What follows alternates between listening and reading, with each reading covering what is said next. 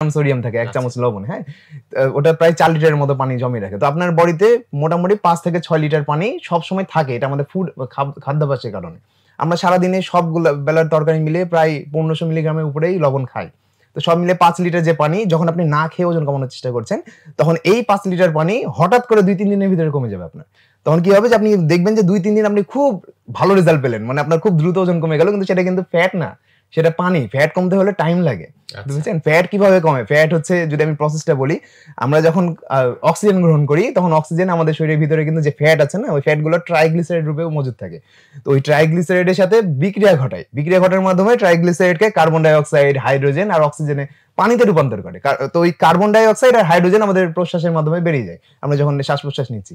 আর অবশিষ্ট যে পানি আছে ওইটা বের হয় হচ্ছে আমাদের প্রস্রাবের মাধ্যমে আর ঘামের মাধ্যমে। সেটা মাত্র 4%। 86% বা 84 থেকে 86% ওই শ্বাস-প্রশ্বাসের মাধ্যমে বের হয়। তো অনেকে বলবে তাহলে কি এক জায়গায় বসে থেকে শ্বাস-প্রশ্বাস নিলে চর্বি কমে যাবে? বিষয়টা ওরকম না।